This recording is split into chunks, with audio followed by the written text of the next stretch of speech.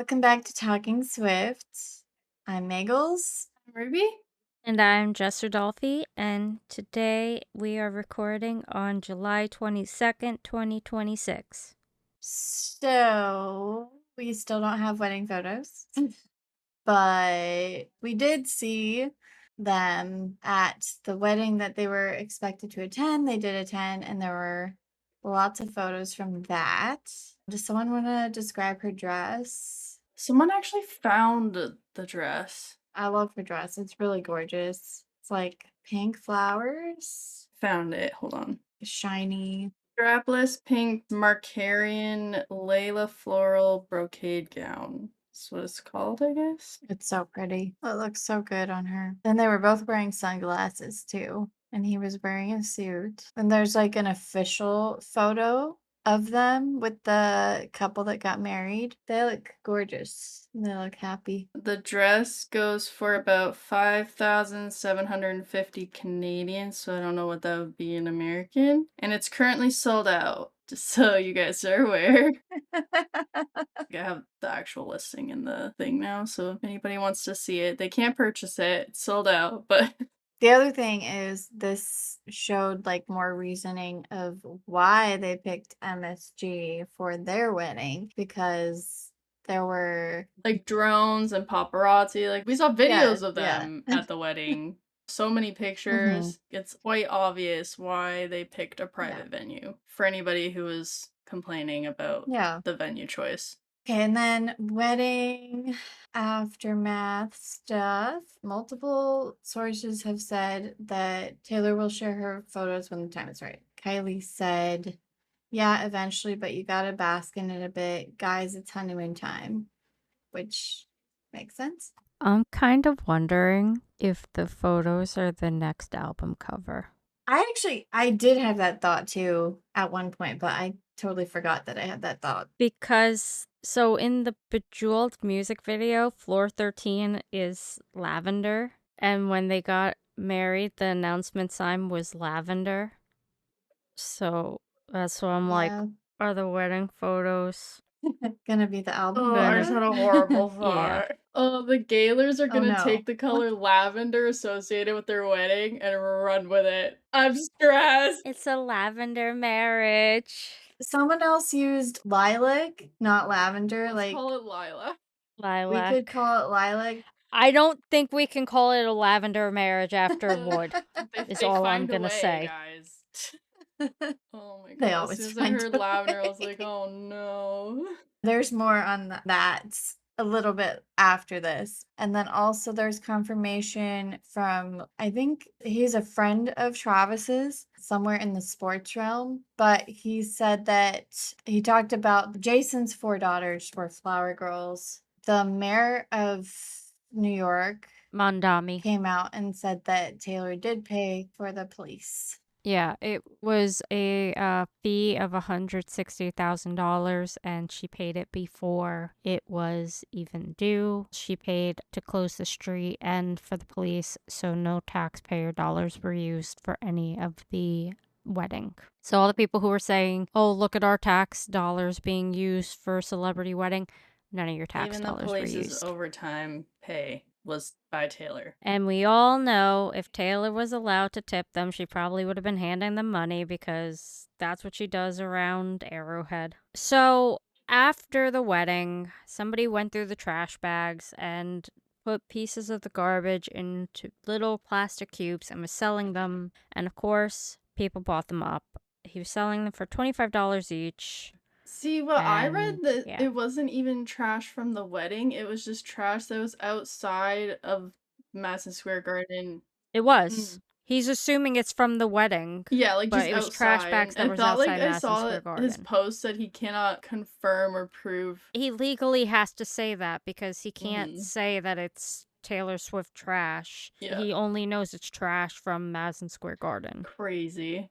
And allegedly there was about 50 of these cubes sold within 24 hours. Yep. That's insane. I saw this as soon as it was happening because having lived in New York, I still have the feeds of what's going on in New York. So, like, my TikTok algorithm, my Facebook, all still think I live in New York. So I get all this stuff instantly. But also, some of my friends were seeing this happen.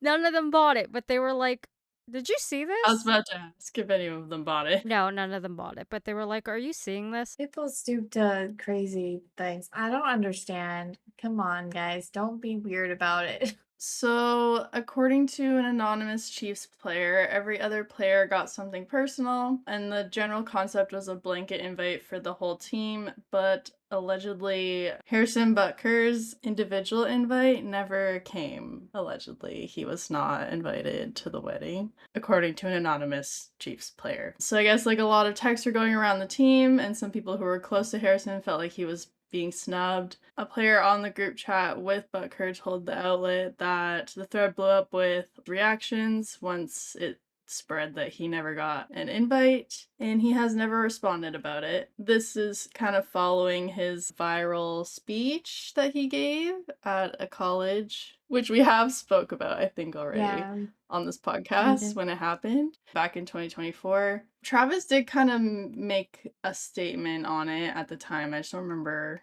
He said something very professional, was. but it seemed like detached. He said he couldn't say that he agreed with the majority of it or just about any of it, but he added that he wouldn't judge Butker on religious grounds, was what he had said in the gist of it. So, according to sources, he did not get an invite. Well, I don't think he was spotted at all because I don't remember seeing I'm anything about him sure being spotted. Mahomes only got an invite because it would cause major drama if he didn't, too. I think it was a lose-lose whether he was invited or not invited. Yeah, There would be drama either way. for the sake of peace. So we talked about the donations that Swifties were making. Well, Swifties raised a lot of money.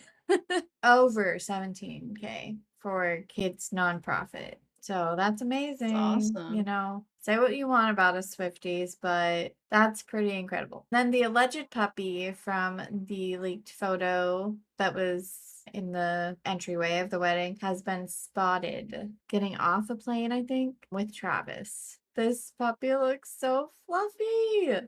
So cute. Do either of you know how to pronounce the breed name? Samoyed. Samoyed. I only think that's what it is because some of the people have them at Puppy Social. They are the most cat-like dog you can get. Oh. That is what I've seen, is that it's a like cat in a dog form. Yeah. Oh my gosh. Okay, I already loved it, but now I love it even more. When you look up a picture of a Samoyed dog, it's like that's 100% what the type of dog is that is pictured coming off of that jet. I want to know the damn dog's name. Yeah. Me too. Maybe we will one day.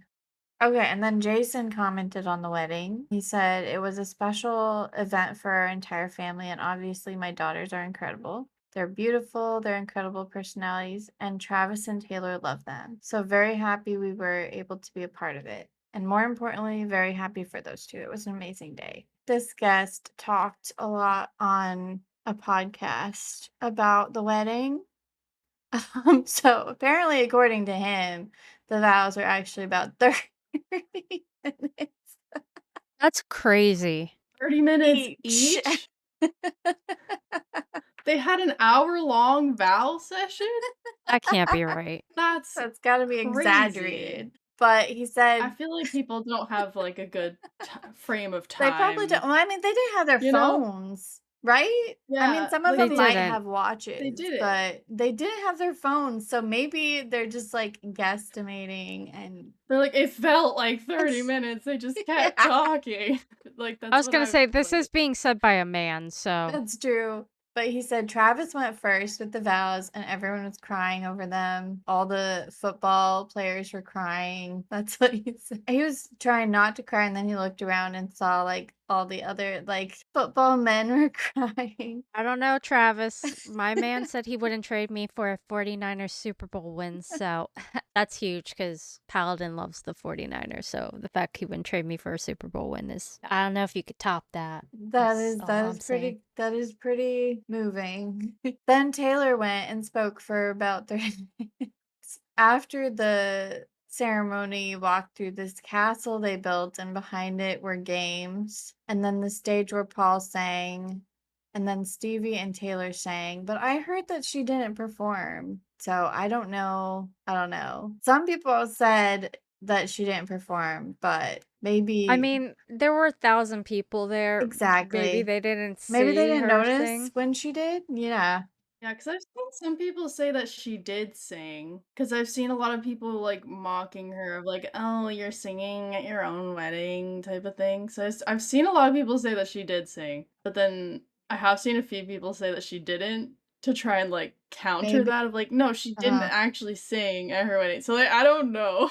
I also saw that Travis was singing. Jason said Travis was singing all night, so Maybe there's just a karaoke yeah. section. Like, Well, who knows? from what he said, it sounded like Stevie and Taylor sang together. So maybe they just had like an impromptu karaoke song together or something. Oh, and then he said that lots of people were getting up and singing throughout the night because there were tons of music industry people there. I'd hate to be that band. Yeah. Imagine being that wedding band. I was gonna say, I like imagine being the DJ and being like, "Hey, Tate, can you just like go perform your song right now? Like, I don't want to play it on the speaker. Like, oh, Sabrina, can you just like go pop off a couple songs? Like, I'm going on a pee break. Like, can you just I don't going know if around they the had a dance DJ. floor? I think they had a band. Like, they actually had a band. It's kind of wild because it sounds like every person who showed up to the wedding was Sing. Yeah. singing. But could you imagine also that do not playlist for a DJ? No Calvin Harris, no John Mayer. You could play some Harry Styles, just Yeah. not certain Charlie, songs. You could play definitely play Charlie Puth. no, the other Charlie, Oh, Charlie X.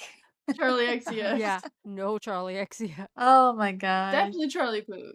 But then he also said that they really calibrated the second part of it to their guests, making sure everyone was having a lot of fun. And then this is just them talking about how it made sense to not have bridesmaids for Taylor, even though she loves her friends. But then everyone's already pulling apart the guest list. Imagine if she had picked bridesmaids, and then we would be talking about who got left out and like. It would have been an issue. Somebody would have gotten It just offended. made sense. It made a lot of sense. I also saw someone say that it's a very like modern, Mhm. like feminist thing to do. And if you think about it, she was the only woman up there. Yeah. There was Adam Sandler officiating. Her brother was her maid of honor Yeah. situation. Mhm. You got Travis and Jason. She was the only woman standing up at the front, and I Yep. think that's pretty cool. So one of the charities that Taylor donated to was New York Cares. They used the money to buy supplies for backpacks. They are now doing an event on July 30th. So if this is coming out before then, go register. The way they announced it is they have a picture with the car that they left in with Travis and Taylor in the seats and the license plate. And it says, "Are you ready for it?" And it says, "Pack backpacks with Taylor Swift fans at PS20M and get a limited edition Just TNT Married enamel pin," which is really cool. They're offering a pin if you go help pack backpacks. And the event is July 30th, and there's 2 shifts you can volunteer for, and you can sign up with a code. Just go to New York Cares website to take a look. It's also on their Facebook page. That's pretty cool. And these are the times where I wish I lived in New York. Yeah, I'm sad I don't live in New York anymore. I said I would have did this even without the pin just because it's a really good cause. But anybody who can, I think it'd be really cool to go.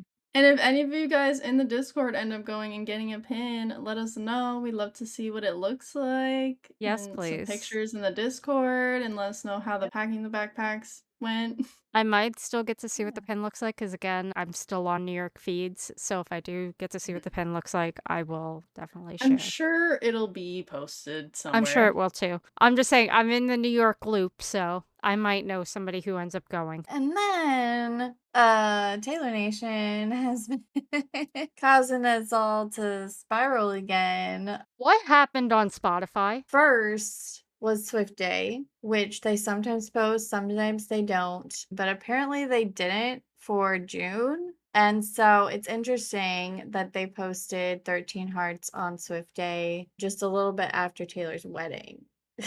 Do we have a list of what months they've posted for? No. Maybe we should make one.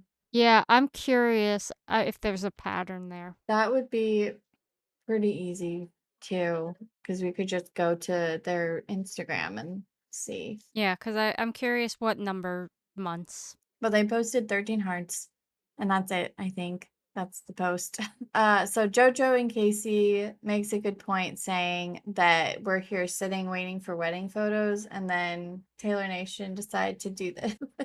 A few days later, they posted this 5-second reel, and it's to I Knew It, I Knew You, from young Taylor smiling to Taylor at the Toy Story 5 premiere smiling. And with the caption, I'll never change, but I'll never stay the same either. Apparently, Taylor posted this back in 2010 on her website bio. The full quote says, I think it's important that you know that I will never change, but I'll never stay the same either. Must be a Sagittarius thing. Yeah, it is.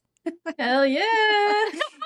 So JoJo and Casey thinks it's pointing to December because of the Sagittarius season thing. And that would be 16 months after Taylor appeared on New Heights and said, I'm not ready to be an analyst right now, but give me 16 months. And she also thinks that it's lyrics from The Vault, which could be possible because she posted them, but it could also just be like a saying of hers. Interesting to think about. Because of that reel, apparently she's been doing a lot of fives because it's a 5-second video and it's coming after Taylor liked 5 videos on TikTok, and she has 5 Emmy nominations. Yeah, people are saying it's giving 5 holes in the fence.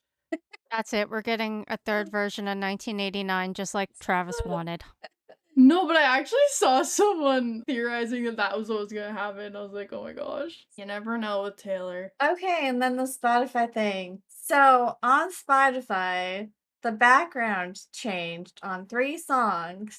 I Knew It, I Knew You, the main version, is a green background now. The I Knew It, I Knew You piano version is purple. And then Blank Space is red. Is the blank space on the Taylor's version or the No, original? it's the or original both? version. And there's also something pending on her store.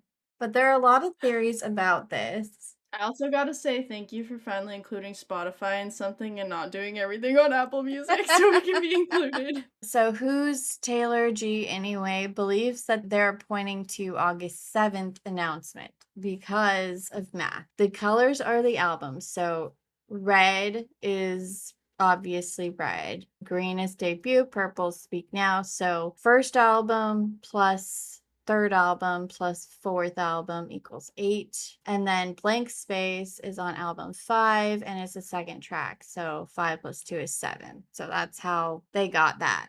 That's one theory. Now, this is a pretty interesting theory. People are saying that October 23rd is the literal blank space for debut TV because Red, which is obviously Red, was released October 22nd. Green, which is debut, was released October 24th. And Purple Speak Now was released October 25th. So then that leaves the blank space of October 23rd, which would also be a Friday and the day before debut turns 20. They're back to normal now, by the way. They're back to normal now. I wonder how long they Yeah. were like that. Interesting. Yeah, I just went on because I was curious, and they're back to normal. There's definitely a specific number knowing her, but I wish I knew. Because a lot Yeah. of people are like, why blank space? Why?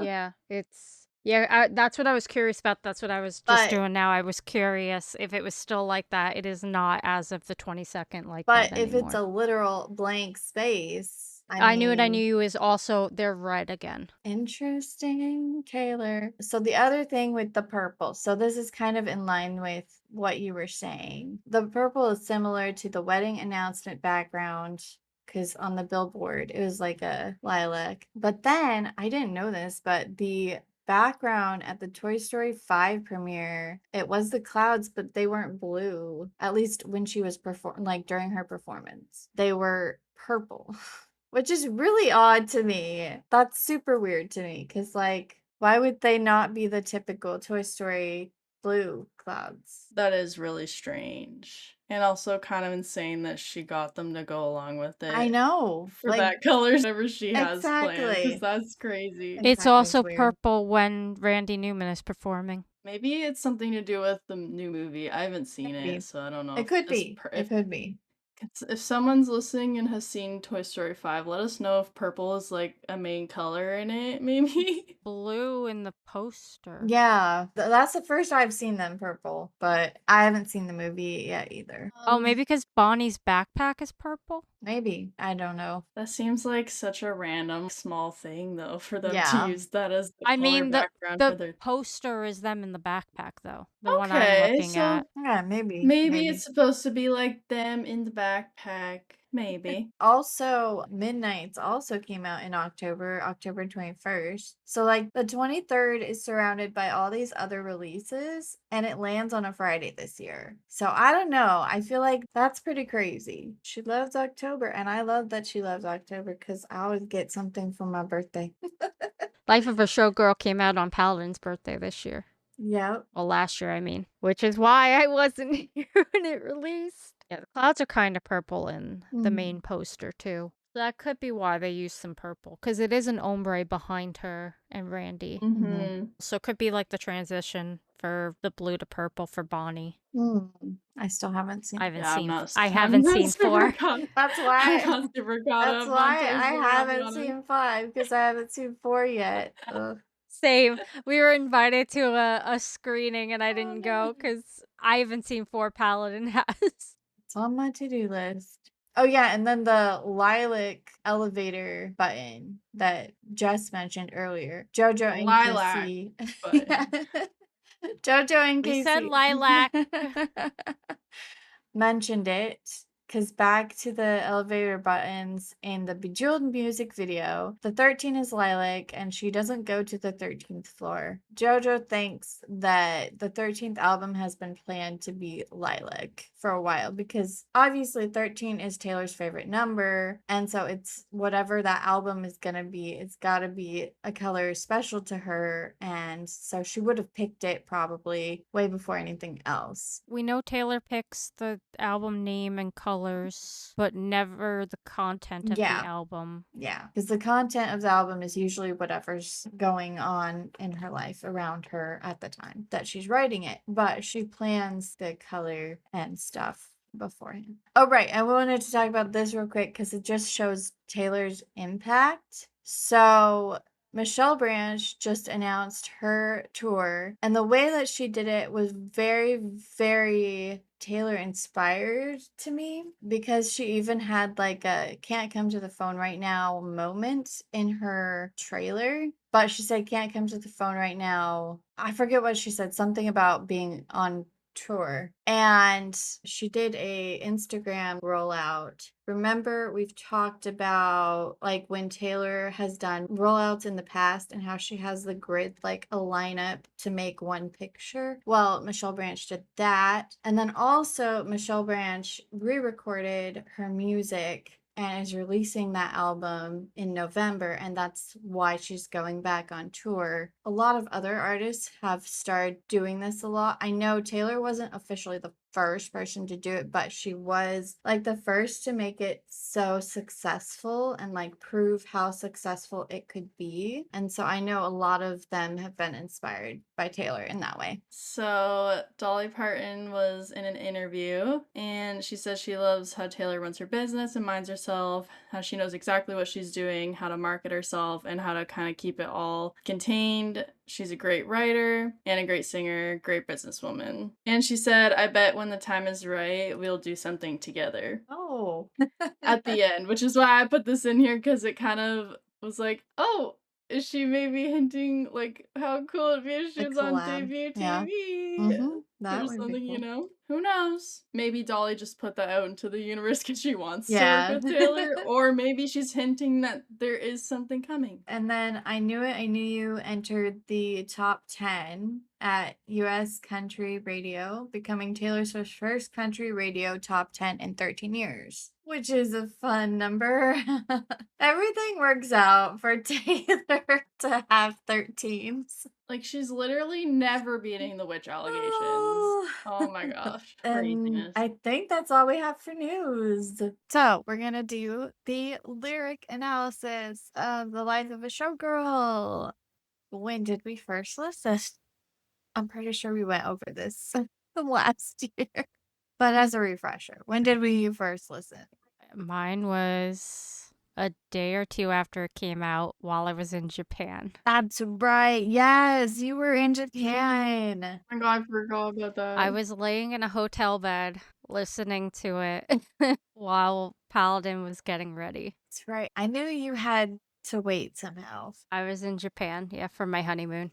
Because for me, it was the night that it came out, like right when it came out. I can tell you exactly when I listened. 2:27 p.m. on October 3rd is when I listened because I videoed my reaction. So that is when I listened to the I also album. videoed my reaction. I did not because, again, I was laying in a bed. Yes.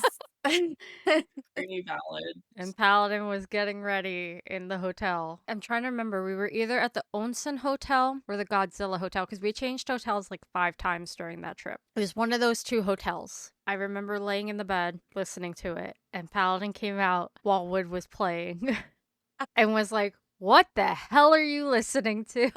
That's funny. That's hilarious. So how did it make us feel? Happy until ruined the friendship. I was gonna say, for the most part, pretty happy and dancey, you know? A lot of the songs are bops. There's a couple sad moments in the album, though. I feel like for the most part, pretty upbeat. When I first listened to it, it was at the literal worst time to be listening.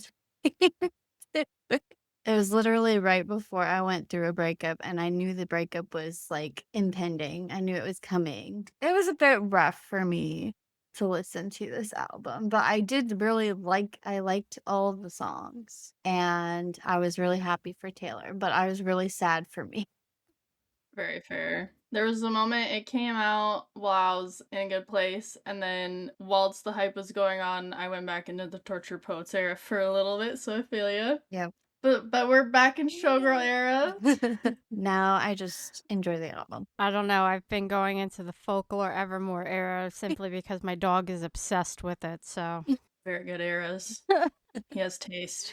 I'm like, you realize you were born around the time of Life of a Showgirl, right? Like what? Well, didn't you get sick of Elizabeth Taylor though? Oh my god. Yeah, because it's the first song on. There's a playlist on Spotify called This Is Taylor Swift. When you tell a listening device play Taylor Swift, it plays This Is Taylor Swift playlist, and it plays very specific songs, and the first song on it for the longest time was Elizabeth Taylor. It was Elizabeth Taylor, Cruel Summer, Opalite. I can't tell you what songs are after that because I zone out after that. But those were the first 3 songs on the playlist. So every time I would put them in the crate, I would just hear, Elizabeth Taylor, do you think it's forever? And my brain was just like, yes, I do think this song is forever. Thank you. Hilarious. So when I Knew It, I Knew You came out, I was like, war is over. I can hear a new song. Jess was in the trenches for a while. Yeah. Yes. But man, is my Spotify recap gonna be... I'm scared of my Spotify recap because I haven't been listening to Taylor Swift that much this year. I've had moods. It's been in waves. Gracie Abrams just came out with a new album, and I've actually been really vibing with it. Honestly, it's really good. Anyway, so I've been listening to that recently. He hasn't been allowed to listen to music anymore, but June 22nd through 28th, he had 499 minutes listening to Taylor. What? Jess's top song on Wrapped is gonna be Elizabeth Taylor. Oh no, the top song that week was August. Oh. Oh. But Elizabeth Taylor is gonna be the number 1 song. I was listening to Hilary Duff a lot this year for preparation for the concert. So Hilary Duff, and then now I'm listening to Gracie's new CD. It is But then really I'm gonna get good. back into I do Taylor really like. and hopefully get her back in the If I'm not in the top 0.00001%, I don't know how. This dog has thousands and thousands and thousands of minutes. The dog has helped And you. I've heard every single one of them. Yeah, I was like in a wave of listening to not Taylor, and then I knew you came out, and it like brought me back into the Taylor for a little while. I did listen to Showgirl a few times recently to Yeah, prepare I for today. listened to it too I this did it. morning. I did it. Not like I didn't haven't need listened to it a lot. I You didn't Yeah, didn't like need need not to. like I had to, but I've heard it pretty recently. I didn't need to. I listened to it this morning. it's not like I don't know the songs very well. I was in a time where it was Yes. all I was Yeah. listening to for months when it Yeah. came out. My dog is obsessed. It's a good album. It is, but I'm like, dude, can we listen to Man-Child again? I miss when he would let me listen to Sabrina. Yeah, it's been a while since I listened to Sabrina. So let's dive into the Fate of Ophelia. I don't know why, but like on the first listen, I thought this was gonna be like a slower song Yeah. based off the title. Yes. I don't know why in my head I thought it was gonna be more of like a ballad type thing. Slow it down. And I remember kind of like immediately pausing it on my reaction, being like, oh, we're We're having diving fun right into already. Like the what? I was like upbeat. shocked. Because I Yeah. mean, Travis had told us that it was very upbeat. He told us in that podcast. And I heard But that. we still like, I guess it just hadn't registered that that's how the whole album was gonna be. It's like I heard it, but it's still like it didn't process fully, I don't Yeah. think. You know, I still didn't like prepared or ready for what it was actually gonna Mhm. sound like. So the title of this is based off the same name of a painting, which she copied for the music video, which is all derived from the story of Hamlet, in which Ophelia drowns herself after being driven crazy by the person she loves. So saying she was saved from facing that same fate. I really like the actual depth and meaning of this song that Travis saved her from that fate. I can't remember the creator, but she's a really big Taylor creator, like content creator, but she said that the manuscript followed by the Fate of Ophelia is like a beautiful message of like, oh, that story isn't hers anymore. This is her new story because she got saved from that fate. I don't know, like a beautiful message of that So- sort of vibe. I had the time when I was on, obviously, I had plenty of time when I was on the plane going from Japan back. I listened to the manuscript going into this, and it does transition really well. And it sounds like walking down a hallway, like walking backstage. So you want to go through the lyrics? And I do want to say for the music video, we'll be doing a different episode to break it down because there's a whole bunch of stuff in the music video. So that many there's too Easter much to go eggs. through. I mean, this first paragraph is such a call out to Travis. She has so many Easter eggs for Travis in the song, and this first one is such a call out. The way he just like publicly announced that he wanted to date her. I heard you calling on Yeah, the I heard you megaphone. calling. You want to see me all alone. That's her calling him out that he didn't get to meet her backstage Yeah. on his podcast. As legend has it, you're quite a pyro. You light the match to watch it blow. I also love in the second part that you dug me out of my grave because the old Taylor is dead. I also like love the way she sings it to rhyme and like to like rhyme that whole bit together or like make it sound nice when she sings it. Would it be like the phrasing of it? This was also not the song I thought Keep It 100 was gonna be in originally. I know, I didn't expect that to be in the song. That's for sure. Like the title was giving like Shakespeare. Mhm. And then the Keep It 100 was just a little like caught me off guard. Super fun. Just like not the song I was expecting it to be in. But it kind of makes sense because if this is very much a song about Travis, that is a very Travis phrase. He Mhm. does No, keep things 100%. 100. As I say, 100%. Yeah, I agree. Once you know the context of the song, it makes sense. I was just looking off the title names. I was not expecting it, but it does make sense. And she makes it fit really well in the song. Yeah. I also find it interesting we get another song's title in this song, The Eldest Daughter. That was also a little like, I don't want to say jump scare because jump scare sounds bad. But just like an unexpected little like, oh. Yeah. The eldest daughter of a nobleman. I know. I remember noticing that the first listen listen to. I was like, oh, Eldest Daughter is not supposed to be until later. I mean, it's not the first time she's done that. Folklore is sung in the song Yeah, Evermore. she loves to do that. This was not the song I was expecting to hear Eldest Daughter in. But it makes sense because Ophelia is the eldest daughter of Polonius. I don't know about anyone else, but I had the hardest time getting the order right of the land, the sea, the sky. I kept wanting to say the sky, the sea. Like, obviously, it works the other way because of how the words flow. But I don't know why my Yeah, because you brain want to wanted do to it in say, order of the sky, yeah, the land, the sea, yeah. of like what order in like a up, middle, down, instead of she does it kind of in a random order, but she does it in like a poetic order. I love the Pledge Allegiance to your hands. Also, she put your team Yes, in there too. and your That's kind of vibes. And fun. I really love And that your line. vibes. The Pledge Allegiance to your hands, your Oh, team.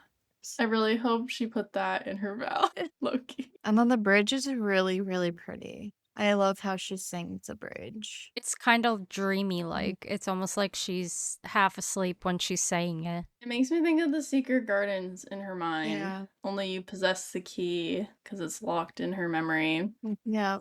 It's a really good song. It's definitely a blending of the two of them because she jokes she's the English teacher and that he's the PE teacher. Yeah.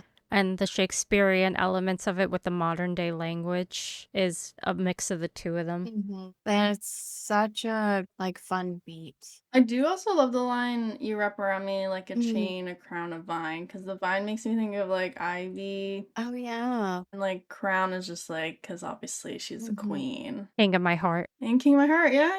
There's probably something to do with the chain somewhere in one of her songs. I just can't think of it. Wear right your now. initials of a chain around my neck. Oh my gosh, there we go. Thank you, Jess. Amazing. See that? I love that line. And she has wore his initials on a chain around her neck. Yep, she has. And her thigh. And her thigh. All right, Elizabeth Taylor. For Elizabeth Jess's Taylor, favorite song. I just shared a biography about Elizabeth Taylor because there are so many facts about her that are in the song, such as that Elizabeth Taylor had violet eyes. And so I just shared a biography about her so that you can see a bunch of facts about Elizabeth Taylor because I thought it would be fun to share. There were just too many to keep putting links to. It would have been the entire link tree. So I just shared a biography about her. Some notable facts are Elizabeth Taylor is most famous for having several husbands and being very unlucky in love. She was also famous for Diamonds Are Forever, a perfume, the violet eyes. She was also a movie star who was also always criticized for never being able to find love and for dating too many men. Sound familiar? Yep. Her and Taylor share a lot of similarities, and so I do think it's appropriate Taylor wrote a song about her. It's interesting, the song, because it starts off with the abrupt Elizabeth Taylor part, but then it's like slow, and then it like drops the beat, which I find really that beat interesting. drop. Yeah, the beat drop is really cool. Also, another interesting thing is because Taylor's eyes are blue, and if you cried so hard, your eyes kind of go red and puffy, and red and blue make purple. So she could also just be saying, like, there's like the doubleness. Yeah. Sobbing so hard, her eyes look purple. Yep. Which I love. I do love this song. I do think it's very like rep coded. It was like one of my first thoughts when I listened to it. I love the Be My New York When Hollywood Hates Me. Yeah. I also love the next line of "You're only as hot as your last hit, baby," of being like you're only hot as long as you're relevant in Hollywood, you know? Yeah. I love the line, "What could you possibly get for the girl who is everything and nothing else?" Because that's, I mean, that's true. And that's such a, I don't know, it makes you stop and think. I never noticed it. I'm looking at the lyrics. The "Babe, I betrayed the Cartier for someone to trust." I never noticed the "just kidding." You didn't? You No. never heard the "just kidding"? Says it It's so like fun. under I her love breath, it. just kidding. Like, And he's like, I'll have to kidding. Yeah. listen. It's so quick. Probably Like, because it's I really haven't quick. listened to it with headphones. I've Oh. only ever listened to it on like speakers. And now you don't like it. I like it. Yeah. It's just I need a break It's- from hearing it. it's very like, haha, sarcastic, Taylor. It's very quiet and like really quick. But on that same line, that I would trade the Cartier for someone to trust because she Is it confirmed or just alleged that they gifted Cartier watches to the guests at their wedding? I love that. So fun. And then I love the bridge, which we gotta mention that the bridge got some hate because of saying, "Oh, my white diamonds." White Diamonds is also a fragrance by Elizabeth Taylor. All my white diamonds and lovers. So people were saying that she was saying all her white lovers, basically. this album was wrongfully attacked, Everything she nitpicked. does gets hate. They find Yeah. something to But hate I on. actually really love the bridge. I didn't think it was that deep. I literally was like, oh, diamonds can be other Mhm. colors. So she's I specifying just white diamonds. had And also like a Jess's point of like white diamond is connected to Elizabeth Taylor. Like it makes sense. I just had a very vivid memory that my grandmother used to wear white diamonds. The fragrance. Mm. I totally forgot about that until right now. I was like, how did I know that was a fragrance? I'm like, oh right, that's the scent my grandma used to wear. I just thought you read that off the biography. I No, thought you were I just telling me forgot. her I biography. totally forgot that's the scent my grandma used to wear was White Diamonds by Elizabeth Taylor. And like Jess said earlier, Elizabeth Taylor said diamonds are forever. So it's tying into that. Oh, my white diamonds and lovers are forever. But then I love that she says in the papers, on the screen, and in their minds. All her lovers will be forever because of that. Elizabeth was also known for all her husbands Yeah. and everybody Mhm. she dated. Yeah. It's a lot of parallels. We also need to go back to the beginning for a second, because all the right guys promised they'd stay under bright Yeah. lights. They withered away, but you bloom, as like everyone else shied away from wanting to be in the paparazzi with her. Travis does not care, embraces it, embraces the life, you know? Very sweet. And there's another thing I love about the song where it's like, and I can't have fun if I can't have, and it always cuts off the last word up until the last time she sings it. At the end, she finishes the sentence with, I can't have you. I love that too. Because the first two times she says it, she gets cut off and it goes into the be my NY. Mhm. It's a really good song, but I get getting tired of it. I would get tired of it too. I always understand the overplayed fatigue I of think I've songs. heard it like 6 times a day, at least. Are we ready to go into Opalite? Taylor also originally mentioned Elizabeth Taylor in Ready for It. Right. And one We're of her into my Right. Taylor. ex-husbands, Richard Burton. Mhm. We're into my Taylor. Oh, I didn't know this. Burton also played Hamlet in Hamlet at one point. Oh. Or, well, maybe didn't play Hamlet, but took part in the play Hamlet. Right. Opalite. I love this song so much. I love the message of the song. I love the Mhm. song. So pretty. Mhm. So fun and like Mhm. freeing. So, Missing Lovers Past is Maddie, right? Oh my god. How mad does Maddie's now wife have to be that as soon as they got married, every headline was about how Maddie got married right after Taylor? A fortnight after Taylor, mind you. 2 weeks later. Every article I saw was Taylor's ex gets married 2 weeks after Taylor. I was like, Oof, that would be really frustrating. And all the comments on their weddings posts they're so like, oh my gosh, I've seen so many of like, oh, did he wear his Jehovah's Witness suit? And like all this stuff. I'm like, oh my god. I feel so bad for her. yeah, I was like, oof, this poor woman. I do love the line my brother used to call it eating out of the trash. Seriously. Though. So funny. I've been there. I've been there for sure. My brother would say the same thing about me, Taylor.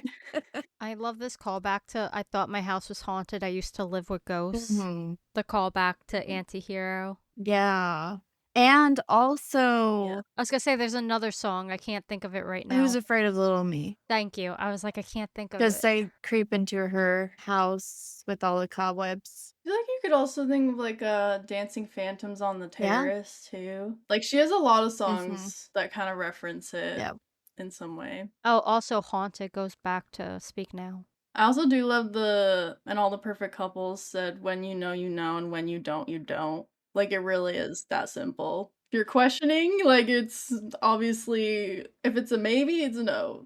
You know, and when you don't, you don't. I also love the life is a song, it ends when it ends. Beautiful. AKA stop putting it on repeat. It's gonna end the same way it did. No. Stop going back to it. I also love that she mentions her brother and her mom Yeah, in this it's really song. sweet. And it's a song about like her making her own Mhm. happiness, and she references two of her family members in it. I It think goes it's really back to cute. the best day. Because then she goes into, but my mama told me it's all right. You were dancing through the lightning strikes. Which is one of my Mhm. favorite lyrics off the I whole love it. album. I actually have a tattoo You for do? it. What? I got a lightning bolt. Aw. In my Opalite era, I was like, getting a lightning bolt. That's cute. Do you want to talk about what opalite is? It is a synthetic stone that is similar to opal, but it is a whitish stone that reflects orange and green. It is often associated with the birth month of October. Yeah, because opal is the birthstone. Reminder, orange and green were kind of the two colors that were like in mint green and orange Yeah. were the It's kind colors of a of minty Showgirl. kind of green too that Mhm. opalite reflects. So Taylor actually said that this song, because opalite is man-made opal, she took that metaphor and applied it to making your own happiness and a comparison between the two and the analogy and turned it into a song on the album. And also the fact that it's Travis's birth month is very fitting. But yeah, because then she says sleepless in the onyx night, which onyx is like a dark stone, right? So Black I think it's stone. black. Yeah. Isn't it? Well, black onyx is the most famous, but it can be white as well. Commonly black and white. Oh, interesting. But now the sky is opalite. So it's like going from like a black and white kind of night to color Doesn't say, oh, from black and white to and color. Just man-made from happiness. So it's like all that in those lines. it kind of like mirrors like tortured poets to Yes, Showgirl. yes, because Tortured Poets was black and white, and then Showgirl is And she got color back in wonderful, her right? face. Yep, the color back in her face. So many things. And then I want to point something out real quick about the chorus because she changes it. So in the first chorus, she says, "Never made no one like you before." And then in the second chorus, she says, "Never met no one like you before." So she's talking about Travis in that second chorus. But I feel like in the first chorus, she's referring to herself because she's still bumping off. That's what her mama said. That's how I take it anyway. She's trying to shake off the exes. Because then the ex that keeps going back to. Mhm.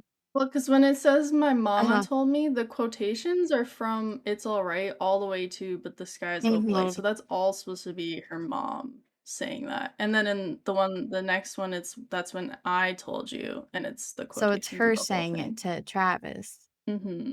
Because then the second verse is talking about Travis feeling alone.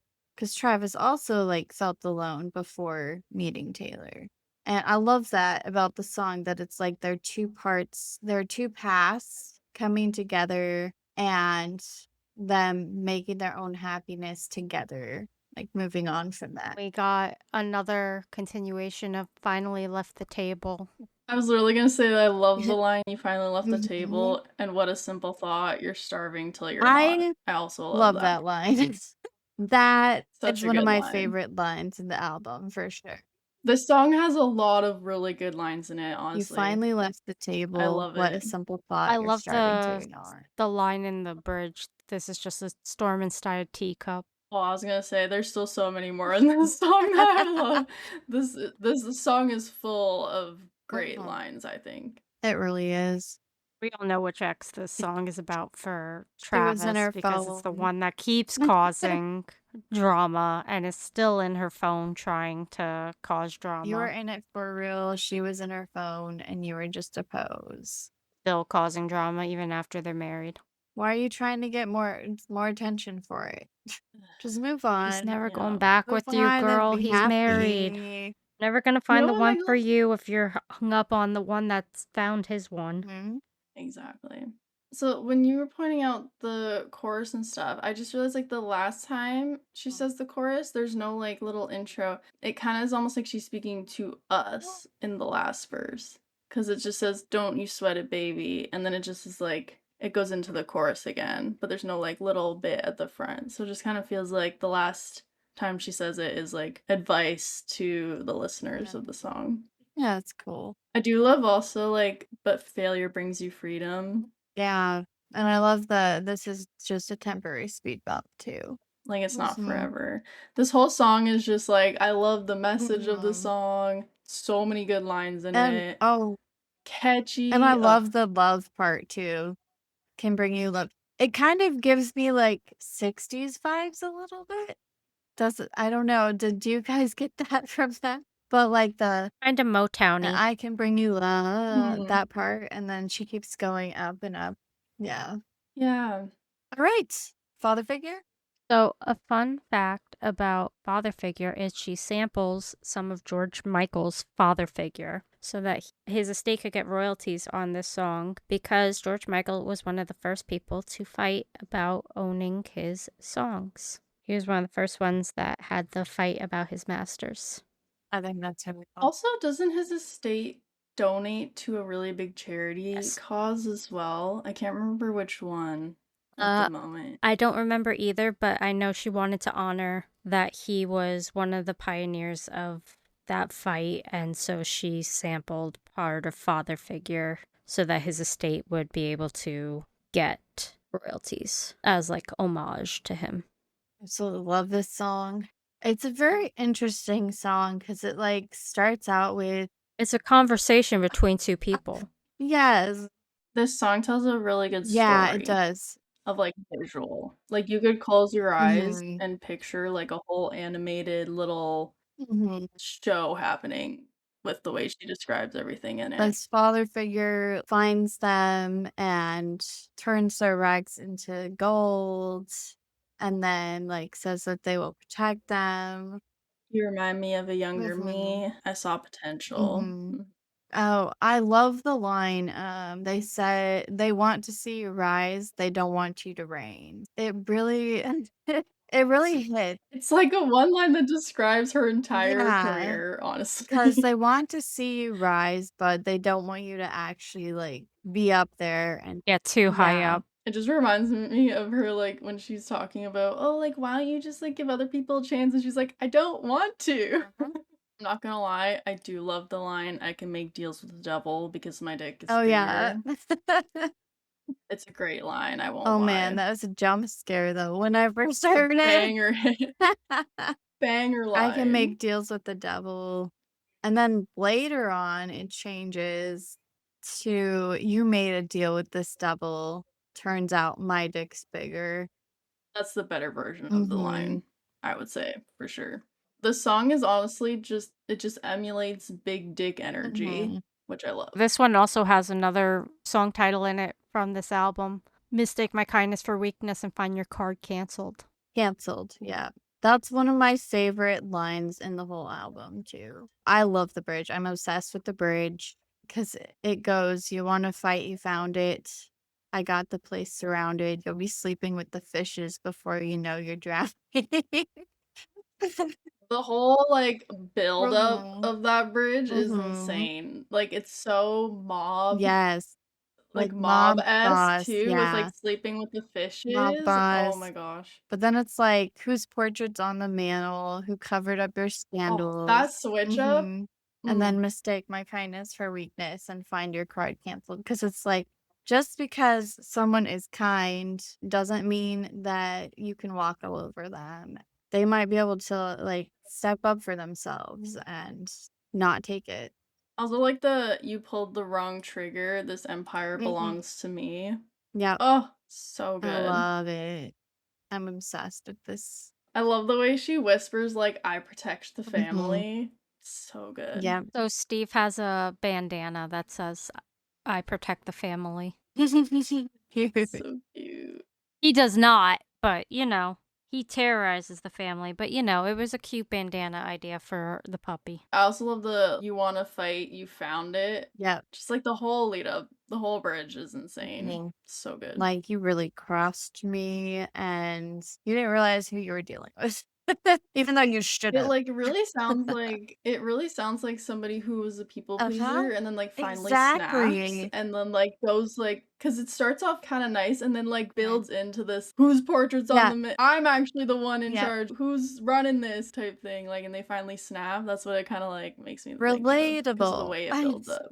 relatable, Mhm. very relatable. But when those people pleasers finally snap and finally stand up for themselves, oh, you better watch it.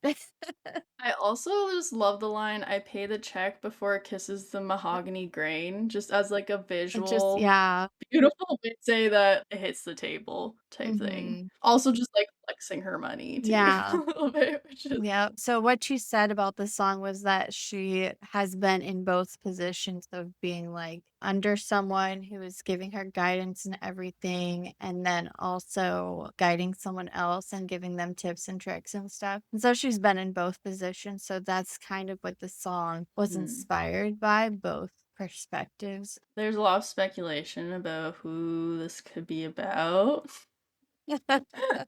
I mean, really, it could be about a lot of people at the same time, you know? Like you said, she was inspired Mhm. by being in multiple of the positions, so it really could be about multiple Yeah, people. exactly. It definitely is about multiple people, Mhm. One of them is definitely Scooter, though. for sure. Okay, Eldest Daughter. I think this is a beautiful song. I agree. I'm really glad this song didn't come out before my wedding because I think it would have emotionally devastated me. Yes, literally, that's kind of the vibe I get from this song. It's kind of like gives me wedding vibes. Meggles was at my wedding, so she knows how many of my family members said they couldn't picture me getting married. And how many of them said, "I never saw myself getting married." That was part of my vows. So the when I said I don't believe in Mhm. marriage part came in the song, I was just like, "Ow, Taylor. Ow. Thanks." Yeah. So I was like, As an "I'm so eldest glad this daughter. came out after I got married." I'm For an only real. child, so I'm kind of an eldest daughter. But I was kind of very parentified. Mm. I will say, as an eldest daughter and the oldest child, the song is very emotionally wrecking a little bit. Specifically, the "Every eldest daughter was the first lamb to the slaughter" line I really love got that me. line. That's a really good one. And then Mhm. the one after that too. So we all dressed up as wolves and we looked fair. Dressing up Mhm. to prove that you're, like, strong yeah, Grown and, up. like yeah, grown up and Mhm. strong and, Yeah. you know.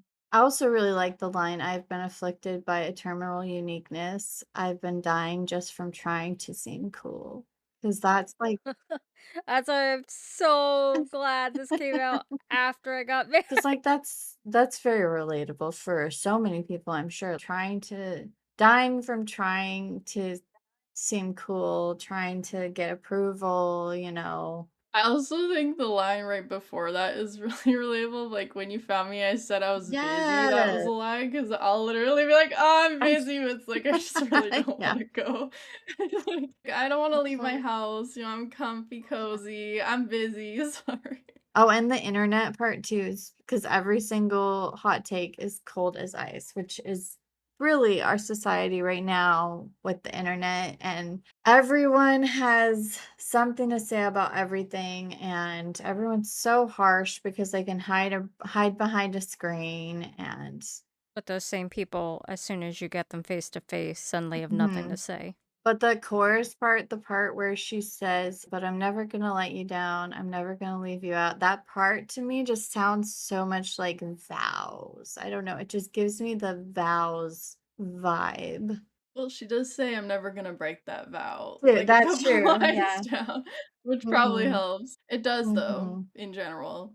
And the "I'm never gonna leave you" now as Yeah. well. And you know what popped out at me today when I was listening to it? The last time I laughed this hard? That specific line, it hit me like, wow, okay, so like the last time she laughed this hard was when she was a kid. If it's been that long and you find someone that brings that out of you and makes you feel childlike, that is amazing, because you should be able to Mhm. laugh like that. So I don't know, that just stood out to me a lot this morning. I just realized when your first crush crushes something kind, that's why would you want to break a perfectly good heart. That's right. When I first heard that lyric, it made me think of Perfectly Good Heart. I just love the like I learned cautious discretion because as like the eldest daughter, you always have to be like on guard and cautious with people too. The bridge is beautiful And guess what? It has lilacs in in this. it. That's the other thing that someone It pointed does. out.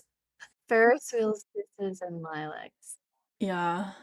It almost gives me the same like kind of feeling of I knew what I knew you, a nostalgic like Yeah. kind of like Yeah, yeah, yeah. montage of things. I was gonna say it kind of reminds me of wedding vows. It's like a time lapse. Things I said were dumb. Like all the Ferris wheels and kisses and flowers, like all Mhm, very like young, mhm, innocent love and But also the things. music of it is very mhm, dreamy, and the Mhm. way it is, it's very like music you play during mhm. wedding vows. Yeah, see, Mhm. that's this whole song to It's me like just feels very like wedding vows. it's like I thought I'd never find that beautiful Yeah, life that shimmers yeah, when we yeah. were young. Oh, it's All just the like so nice things that pretty. are sappy, but I actually want that kind of vibe. It turns Mhm. out I met the right person and I do want that, you know? It all just kind of like reminds me of so high school too, where it's like, oh, back when we were younger, you make me feel like we're in high school again. Yeah.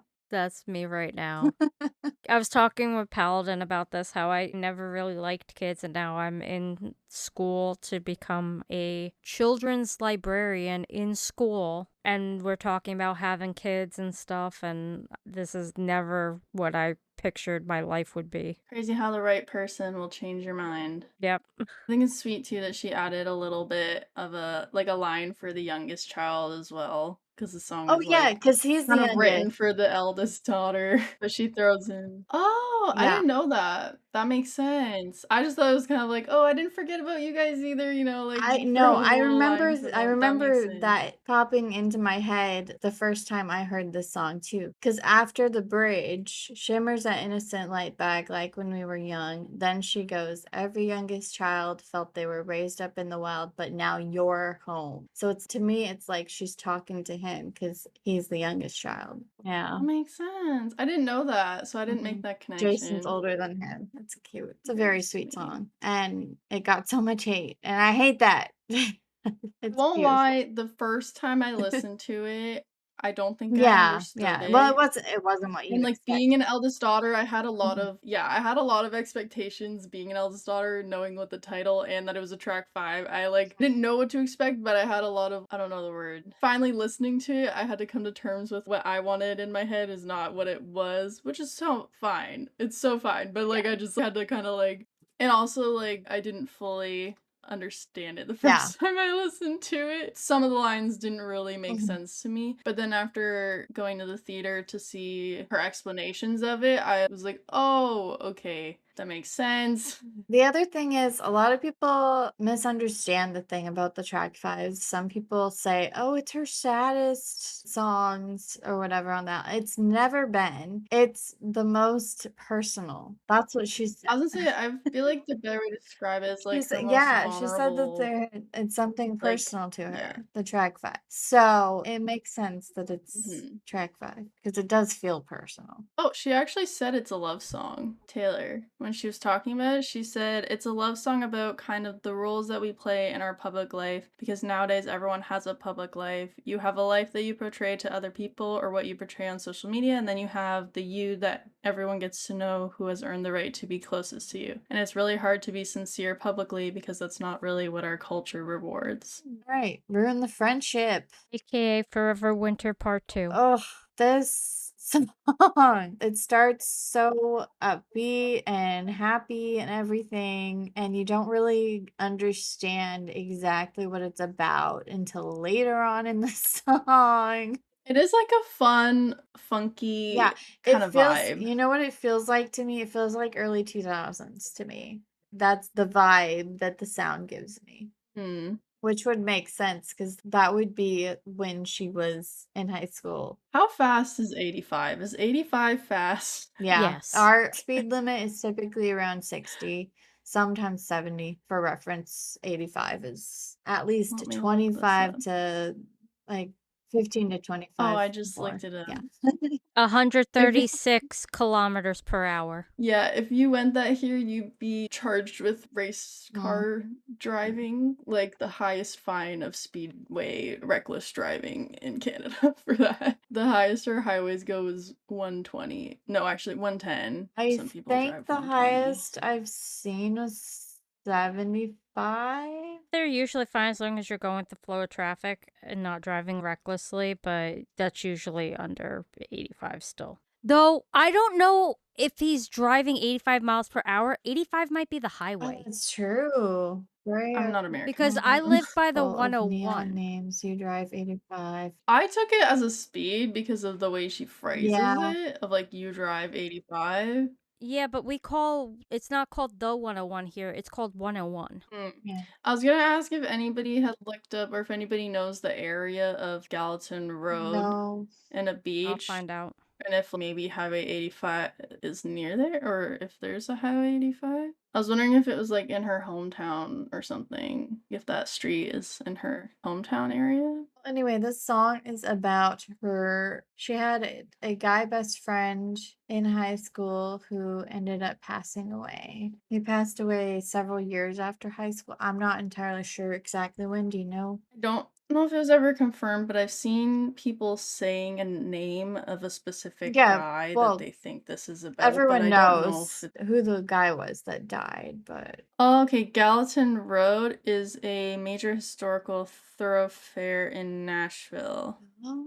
It runs north from East Nashville to Goodlettsville. So, like, runs through Tennessee, Nashville. Well, she probably would have been in Tennessee. Tennessee State Route 85. Oh, so maybe it is a route then. When I left school, I lost track of you. Abigail called me with the bad news. Goodbye, and we'll never know why. Devastation. Yeah, as soon as I heard Abigail, I was like, oh Yeah. no. Yep, I heard Abigail and I went, oh Abigail no. is Heart drop. yeah. For those who Oh. don't know, Abigail is her best friend from high school. She's featured in Mhm. 15. Whenever she uses her real name, then Swifties are like, "What?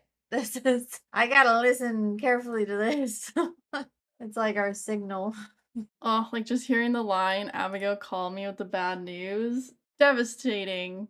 And then the I flew home anyway with so much left to say. It was not convenient, but I whispered at the grave, should have kissed you anyway. The whispered at the grave. Oh my god. That hurt So real bad. basically, the message of this song is that the future is not promised and that you gotta live life for the moment and take risks.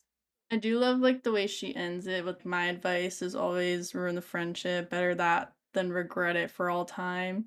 My advice is always answer the question. Better that than to ask it your whole life. Again, though, this song does a beautiful job of creating a Yeah. story. A lot of this album has really good, there's a few songs on here that are really good with like a good visual.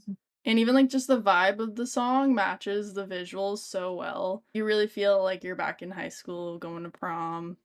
All right. Actually romantic?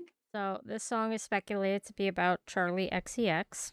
It's speculated to be a clapback song because Charlie XCX came out with one about Taylor, allegedly. She also did that promotion thing with the bloody hand and the friendship bracelets. A lot of people said that Taylor was really mean in the song, but She could have been meaner. she, I was she gonna say, I definitely feel could have like been she could meaner. have been meaner. Speak now, Taylor would have been a lot meaner, is all I'm saying. I was gonna say, I feel like we know that she could write meaner. And I mean, if that song really is about Taylor, then this is just like a clap back. So it's not like she started this. I don't start shit, but I can tell you how it ends, right? I also saw though that there's possible lines referencing Kim as well with the funny Valentine's line because Kim had Taylor's name on a Valentine in like a picture that she made a bunch of Valentines or something. I don't follow it a whole lot, but I did see that way back as well.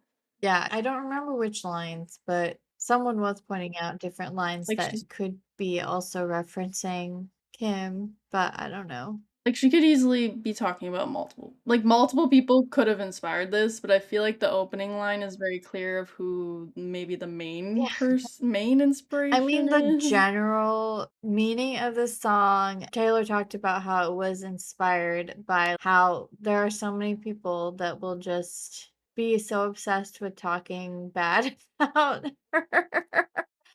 It's like, you talk more about me than my fans do. And spend more time writing Which songs. is crazy. The people that are Taylor haters, they just spend way too much time on her. And that's basically the general meaning of the song. She literally said they start letting you know that actually you've been living in their head rent free and you had no idea. Exactly. It's kind of like the Yeah. gist. I think it's really funny that this is the song that people thought might be like the love song of the album based off the title, but then it's actually like it's a love song for the haters, is how It's I so see funny. it. You I know? remember when I first heard this song, I just was cracking up the whole time, and it was my favorite song on the album for a while because of that, because it just made me laugh so much. Like, I love the opening line. It's so good. "When the Cokes got you brave" is such a crazy sentence to put in, like, the opening line of a song. I Oh my heard you call god. me I boring love this Barbie when song the so good. Cokes got you brave. High fived my Like, ex. I oh my like that god. one. High fived my ex, and then you said you're Mhm. glad he ghosted me. And that's one of the lines that make people think it's Charlie XCX, right? Because she's friends with Maddie or something. Yeah. I haven't actually seen the lyrics of Charlie's song because it also says, like, "Wrote me a song saying it makes you sick to see my face." Is that a lyric in Charlie's song? Because I actually I don't I haven't don't listen to I I her. don't don't listen to listen. her and also I've never heard this song. I have no idea. Do you guys know the song title? Oh, it's apparently "Sympathy is a Knife." Right. Yeah. I like the tempo where when she says, "Hadn't thought of you in a long time, but you keep sending me funny valentines." I like that part a lot. It's super catchy. Honestly, if people are saying Taylor was mean and actually romantic, I'm gonna say I just read the lyrics to Charlie's song, and Charlie was way fucking meaner, okay? If this is Oof. about Taylor, I gotta say Taylor was very fucking nice. A lot of people Like, defended I that also song. love the like a toy to chihuahua barking at me from a tiny purse. That's how much it A lot of hurts. people say that line was the line Like, that was, like, way too me. all she's saying is, "You're just yapping. It means nothing to me." Exactly, I don't get why that's so mean. Are you implying she's an ugly little dog? That's That's well, what your you're opinion. taking That's from what she it. said. But I think it's more about the yapping. you wanna hear some of Charlie's lyrics Oh my really quick? god. I feel all these feelings I can't control. Why I wanna buy a gun. Why I wanna shoot What? myself. Volatile at war with my dialogue. I'd say that there was a god if they could stop this. Don't wanna see her backstage at my boyfriend's show. Fingers crossed behind my back. I hope they break up quick. All the sympathy is just a knife. Why I can't even grit my teeth and lie. Ugh, Girl, she helped that's you get crazy. famous. Yes, You The opened first right. for Didn't her. she open for her? Yeah. The first 4 lines are, "I don't wanna share this space, I don't wanna force a smile, this one girl taps my insecurities, don't know if it's real or if I'm spiraling." So she literally just admits that the whole reason she doesn't like She's her is because insecure. she is That's insecure about herself and Taylor and makes her that's what insecure. people were that's why people defended that song, Sympathy is a Knife, because they say she's just insecure and she's admitting it. Then why make it about Taylor? Okay. Yeah, like, Doesn't write a excuse it. song, like write a song about your own insecurities, Yeah. why you gotta, like, diss another woman in the Mhm. process? Not very Mhm. girl's girl I was behavior, gonna say, gotta that's not say. being a very girl's girl. Cross my fingers, hope they break up quick. Yeah. Wow. Anyway, so yeah, the opening lines of Actually Romantic are probably probably about Charlie. High five my ex, and then you said you're glad he ghosted me. I also love the line, "How many times has your boyfriend said, why are we always talking about her?" Yes, I love that line. It's so funny. And like the way she sings it. I love the way she sings this whole song. It's very like Yeah. sassy and it's so good. And also the would it be the bridge? The "You think I'm tacky? Stop talking dirty to Yeah. me." I Ah, love that. I It literally sounded love nasty, it. but it feels like you're flirting with Yes, me. like you're flirting. 'Cause you're always coming up. Why? So Why is good. she always talking about you? She's obsessed with you. Like in Mean Girls, "Stop being obsessed with me." Mhm. There's, like, a part in the background too when she starts to go off, she says, like, "Oh, you're just giving me, like, so much attention," and, like, the way she says it is just, like, it's so good. I also love the, like, "I mind my business, God's my witness that I don't provoke it," because she's literally like, "I don't do anything, they just come for me, I don't know." Just Just existing. existing, making them insecure because 'cause I'm so successful. Oh, and the last bit, where is it, that I love is, "I really gotta hand it to you, no man has ever loved me like you do." So good. Love it. So, wish Wish list. list. I think this is such a cute song. I love how she name drops so many different brands people want so bad, but she just wants such simple things. Yeah, that's true. She name dropping brands. Like, wait, how do you say that? Valenci? I think she calls him Valenci? Balenci. Valenci It's Mhm. Balenciaga. And Palm. I don't know. d'Ors. Pomme I have to d'Ors. hear the She actual song and how she pronounces them to get it, but she was name dropping. I like how it starts with that, with listing all these material things that people want, and then it switches it up on the chorus and is like, I just want you. I like that. I also like that she adds, "And they should Mhm. have what they want," Yeah. "Let them have what they want, this is what I want," and then literally says, "I want to tell the world to leave us the fuck alone," and they do.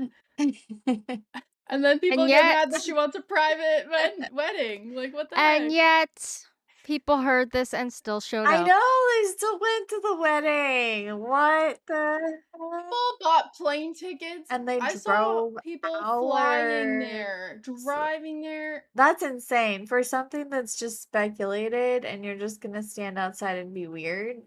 And no, you can't come to the wedding. I want people to leave us the F alone, and they do. Mhm. How many more songs does she need to write about leaving her alone She wrote a before people song. do? She wrote a song fantasizing about what she wants in her life and her future, and it's literally the world to leave her alone. And people still flew and drove hours out of their way to go stand outside the possible wedding venue. Crazy. I also love that she adds a basketball hoop Yeah, to it as well. got a driveway A with the fun little basketball sports. hoop. And I like how the wording goes with boss up, settle down, got a wish list.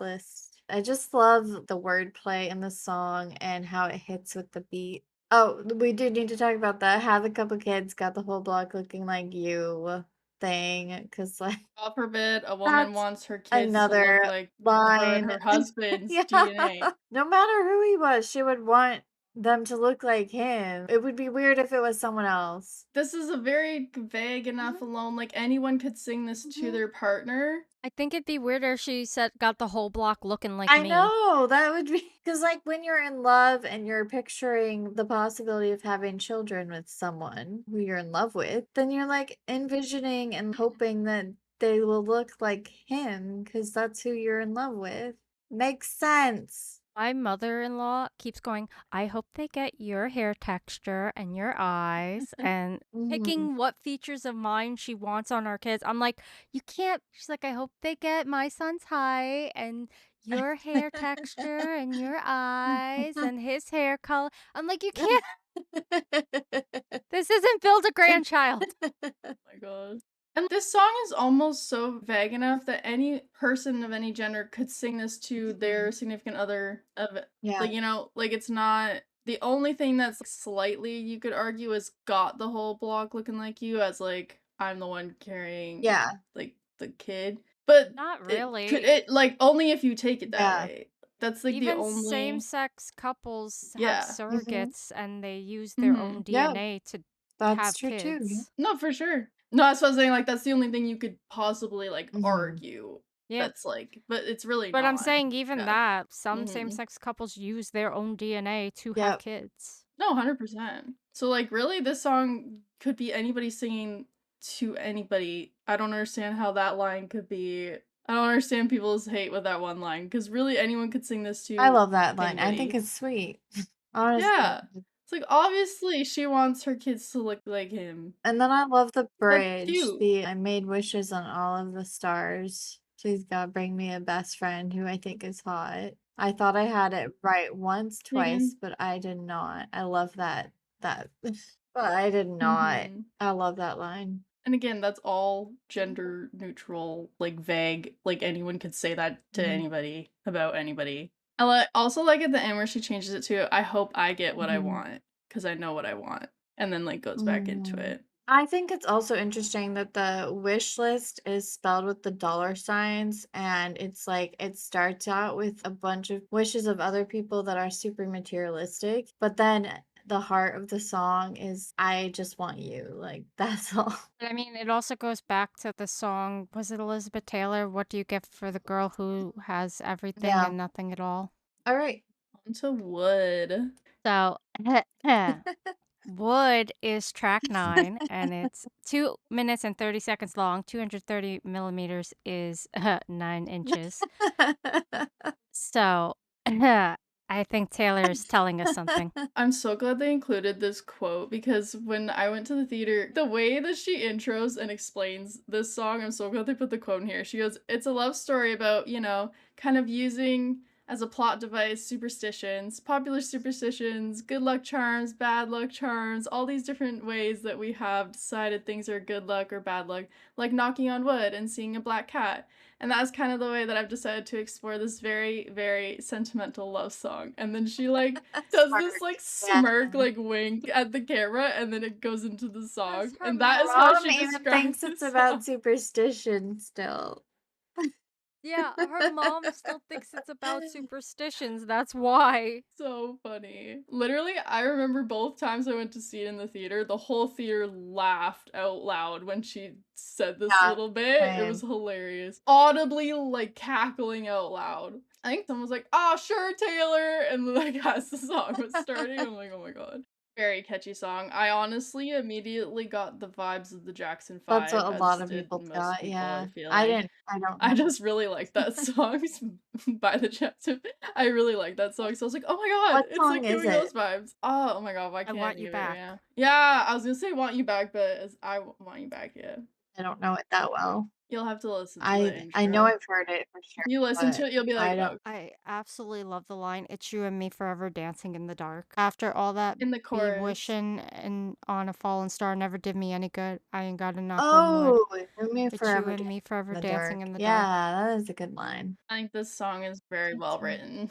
Yes, I think so too, and it has, like Like, it's very yeah, it's really clever. clever because it has so many fun puns and stuff. Yeah, like, it talks about the daisies bare naked, he loves me Mhm. not, like, kind of thing, like the he Mhm. loves me not thing, and then That the also penny's goes back to unlucky. Ophelia. Ophelia is plucking the Yeah. flowers. But instead of saying he loves me not, she says he loves me not Mhm. twice, which is interesting because that would bring back to Ophelia, like, her going crazy. Well, the daisy was bare, naked on the ground, because the last petal was "He loves Mhm. me Mhm. not." True, true. And, like, penny's Mhm. unlucky, stepped on a crack. I like the "Penny's unlucky, I took him back and then stepped on a Mhm. crack." I just really like that line where I took him back. So, taking him And then back was stepped on a crack. unlucky, whoever she's referring to, but 'Cause this Maddie! yeah. 'Cause it's also, like, stepped on a crack and break your mama's back is the, like, full saying, right? So stepped on a crack is, like, really bad luck. So she's saying I took him back and then had bad luck Yeah. again, and the black cat laughed Yeah. at me. I think that's So so I think fun. so too. As someone with a black cat, I can attest. They look like they're judging you all the goddamn time. They do look like they judge you. My cat side eyes me every goddamn day. That's her default.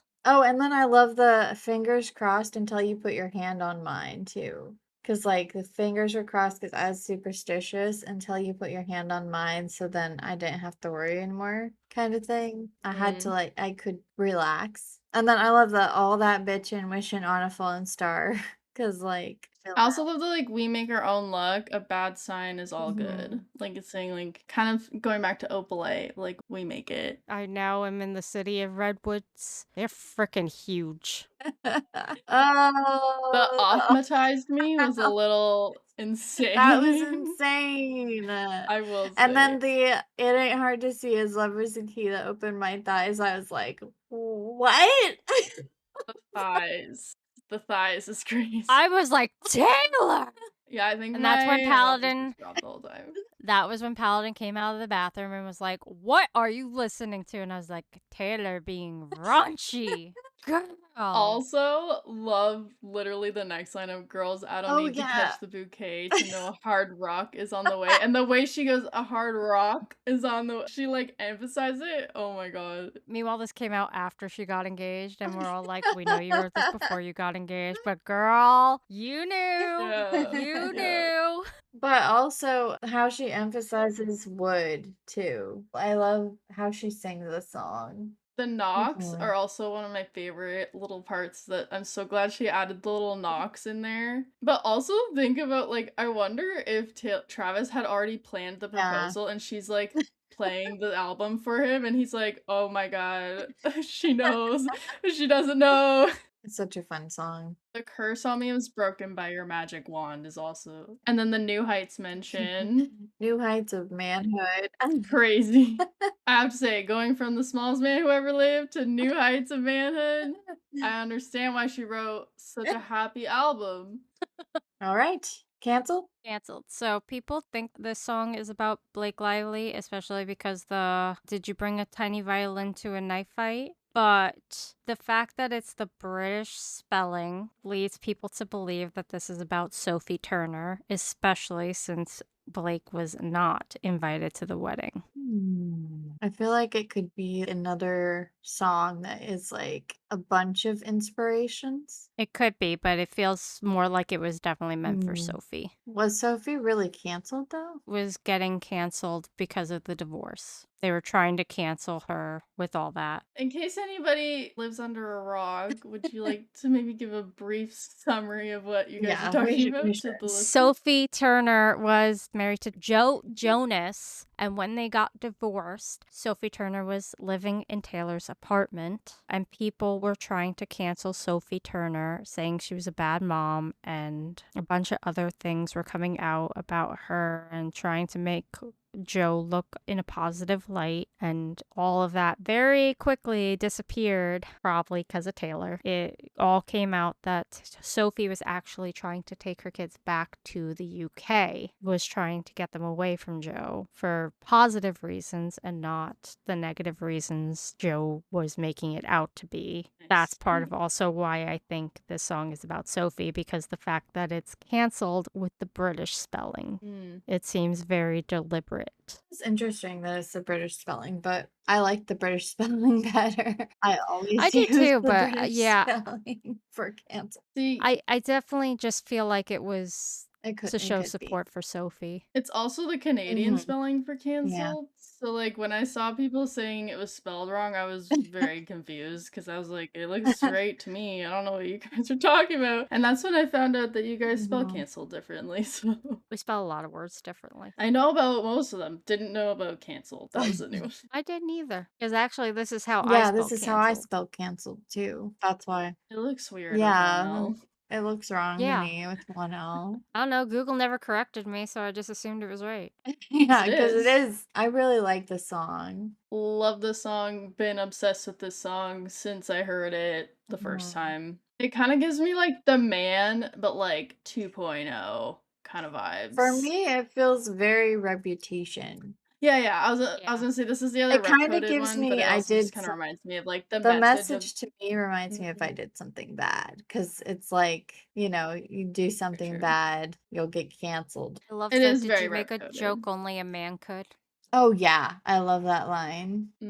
That's why it kind of like reminded me of The Man because she like compares to The Man. But I've always said it's very rep coded, and it's why it's like one of my favorite songs on the album for sure. I love the "Did you girl boss too close to the sun? Did they catch you having too much fun?" Oh, and then like "Something wicked this way comes." Very like Yeah. witchy, who's afraid of little old me vibes. I also really love the "Beware the Wrath of Masked Crusaders." Because that gives me like kind of who's afraid of little old me, or but daddy I love him, people that think they're better than you coming after you. kind of vibes. Oh, she sneaks honey in here. I heard that today. It's like my whiskey sour and poison, thorny flowers. Oh. Honey. Oh, I love when the beat drops.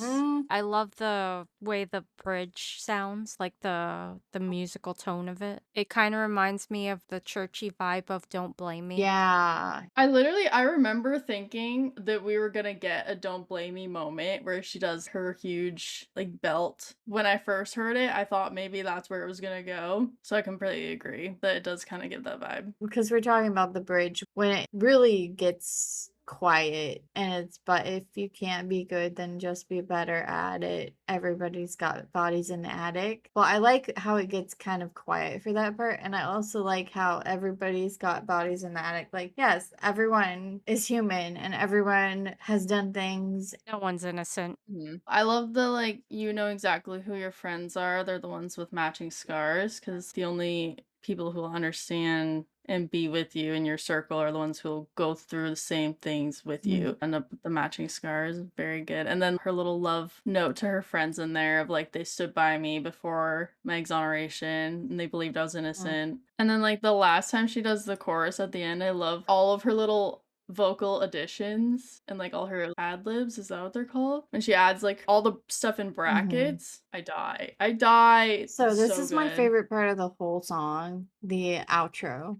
Can't you see my Yeah. infamy loves company? Now they've broken you like they've broken me, but a shattered glass is a lot more sharp. I love that part. That's one of my favorite lyrics off the album as well. The shattered glass is a lot more sharp. So clever. I also love the one single drop, you're off the roster, tone deaf and hot. Let's fucking Yes. off her. Like, the way she sings That's that. Oh my right. god. One single drop and you're It's so gone. rev. That reminds me so much Oh, of like Taylor and them nitpicking things and trying to say that she's just because of one little yeah. thing, you know. It also kind of gives, like, the who's afraid of little Mhm, me. Like, I yeah, don't know.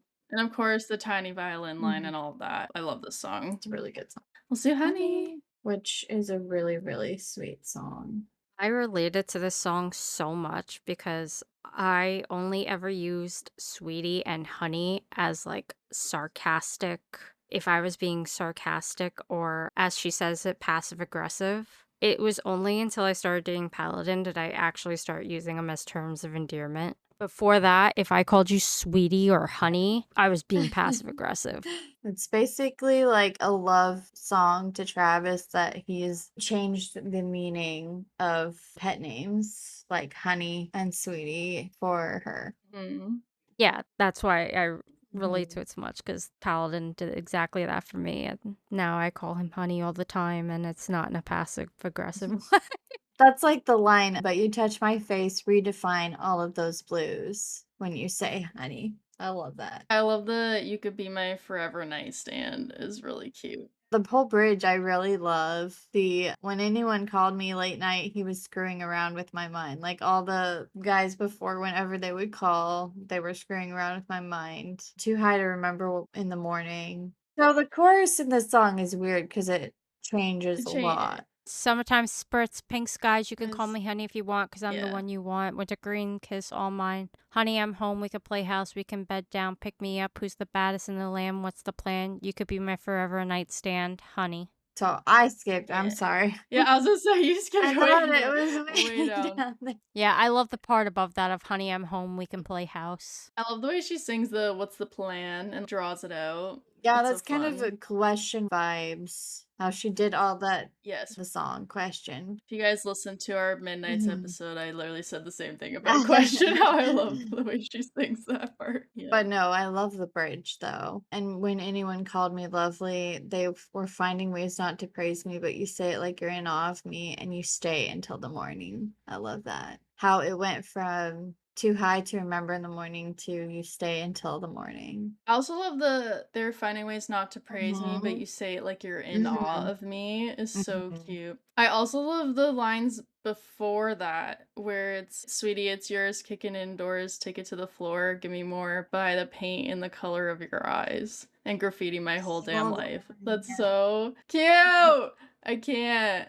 I was just gonna point out that line of graffiti my whole damn life. I was like, aw. In the color of your Yeah. eyes, graffiti my whole damn life. So cute because she just loves looking into his Yeah. eyes. It's a Adorable. really Very sweet. cute song. Gets a lot of hate for I no don't get why. It's reason. such a good song. I've never not liked this song, and I always get baffled when I see people I just don't hate get on it. And I'm like, I don't what I don't get understand. is with people saying that this album was disappointing because it wasn't actually like love songs that they thought it would be. And it's like, what? Have you heard the same song? Did we listen to the Like, same album? these are over the top love songs. These are really sweet love songs that are not anxious. It's actually Yeah. happy. Sorry you're miserable and don't relate, and so you don't like it, but this is what Taylor sounds like when she's actually happy. This is the first time in a long time she hasn't sang about wanting to kill herself, so. All right. The Life of a Showgirl. This song reminds me of Lucky by Britney Spears. Yeah, it gives me those vibes too, for sure. But I love that it's kind of the story again. Another song that's very storytelling in this album. And I wonder if she did draw inspiration from Lucky because she did give Britney flowers backstage at a Mhm. show. And so I wonder if partly, I know Kitty is based off her Mhm. grandma, but I also wonder if partly Kitty is based A off lot of people Britney, do suspect that. like Yeah. the older generation of pop Mhm. star. And then now Taylor is the newer generation of pop star, and now passing it off to Sabrina as the newest generation of pop. Well, not passing it off, but Yeah. like. This is one of my favorite songs off the album, Really? actually. I relate to it a lot, like, not obviously in the musical sense, but, like, I had a woman who was older than me who was at the training that I went to start my apprenticeship, and she kind of, like, told me, like, hey, this isn't gonna be easy. If you don't think you have the skin for it, don't do this. Like, you gotta be prepared. And I work in the trades, for anybody who doesn't know. And then, like, the bridge being like, I pay my dues with every bruise. Do you want to take a skate on the ice inside my veins is very, like, I hardened up a lot, like, doing my job and, like, going through. Like, obviously, they're talking about, like, the music industry, but I kind of, like, draw little parallels. My career and how I started out. So it's a very meaningful song to me. And then, of course, it also has Sabrina Carpenter. I love Sabrina too. I love the whole Mhm. bridge. Like, I took her pearls of wisdom and, like, they ripped me off like false lashes and then threw me away is, like, so relatable. In the trades, you don't get treated very nice sometimes. And then all the headshots on the walls of who'd wish I'd hurry up and die reminds me of, like, all of the creepy men that I've experienced on the job sites and stuff, just wanting me to quit. I was told I should quit so many times. And then, like, finally getting my red seal and being, like, officially oathed into my union was very much like, I'm immortal now, like, I made it through, can't get rid of me now type thing. Love the bridge. I love the bridge too. The people that were like, she should give other people turns and she should go away.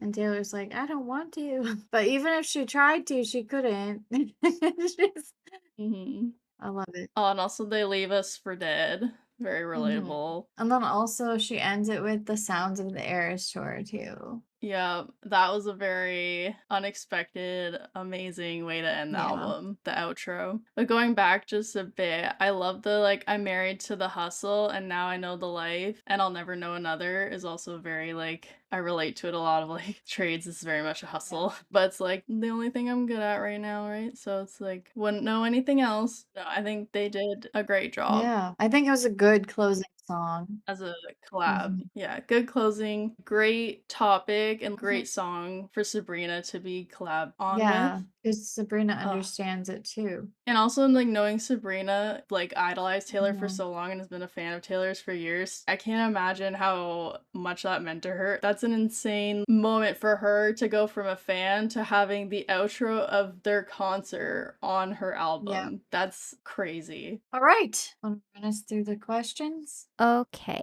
What is your favorite music video? So, for context, the music videos for this are Fate of Ophelia, Opalite, and Elizabeth Taylor. Well, I haven't seen the full Opalite or Elizabeth Taylor music videos. From what I've seen, I know I'm going to like them. But because of that, I'm going to say the Fate of Ophelia. I think the Fate of Ophelia was a really, really good music video. It was really good. I would say I have a very similar answer to Meggles of I have not seen the other two music videos. Partially being because I was waiting until we were gonna do an Yeah. episode on them to kind of get a fresher Yeah. thoughts. But of course, The Fate of Ophelia was in the Movie, yeah. movie that was in theaters, and it had behind the scenes making footage and stuff of the music video. So obviously I've seen that one a few times. But it was a very good music video. She baked her own sourdough bread Oh, yeah, for that's it, which right. Her was sourdough bread was in it. so fun. She made sure she could put her bread in the music video. Like, that's so fun. And like, it is a It great is. music video. I have seen like obviously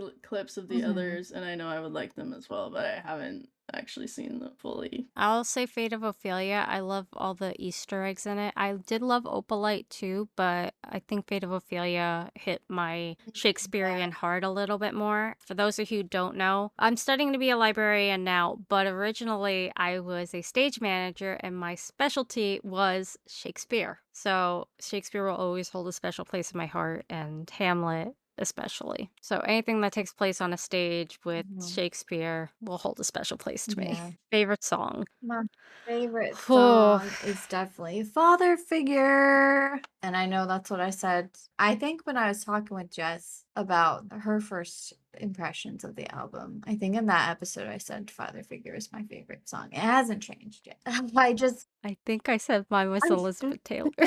I just love Father Figure so much, especially the bridge. I can hear that bridge over and over. And every time that I hear it, I just have to pop in and sing it and listen to the full thing the rest of the way because it just hits for me because I'm such a people pleaser. So it feels relatable to me for sure. I would say the title track, The Life of Showgirl, is probably number one for all the reasons I just said of why I liked it a couple minutes ago. Canceled is like a very, very close Yeah, second. It gets hard because I love that I think song, canceled might but be like second Life of too. a Showgirl is very meaningful to me. But honestly, it's so hard to pick a Yeah. favorite because they're all good, and I know that's what I said when I was trying to pick a favorite last time we talked about this. I literally said, "I don't know, I'm pretty sure I said all of them."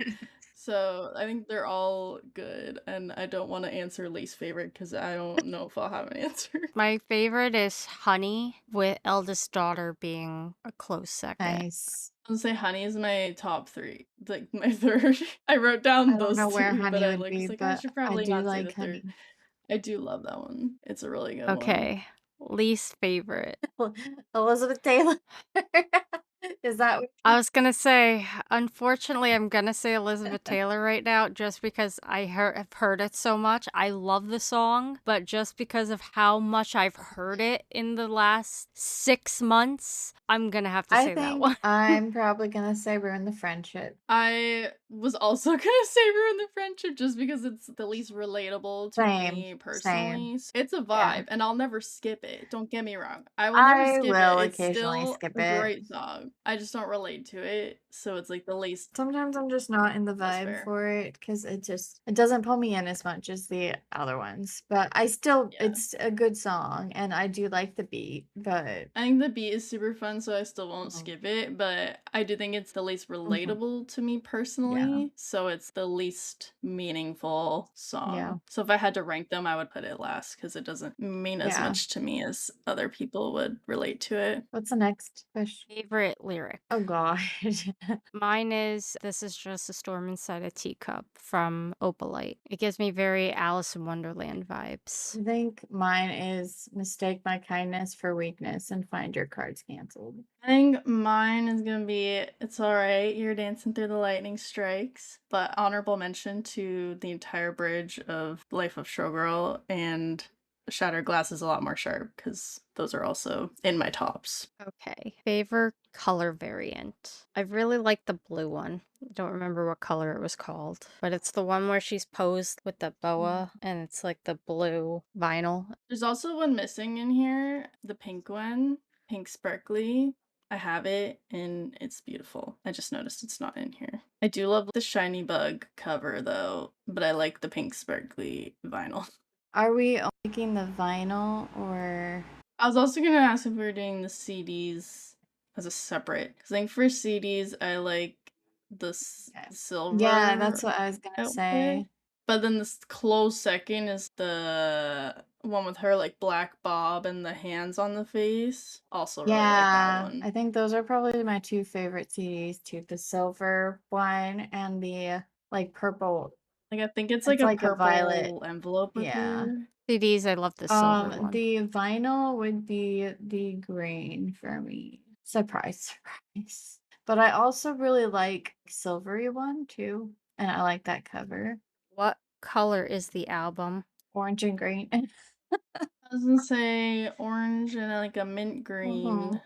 Sparkly Say orange to be orange. exact. Mhm. Orange with sparkles. And then finally, what season is the album? That's hard, actually. I would say this is like spring into That's what summer. I was I thinking. I wrote in my notes the moment it goes from spring to summer / the start of summer. Like just like the first day of summer. That's what it feels like to me too. Because it's like beginning anew, so like springy, Mhm. but hardy vibe, so summery.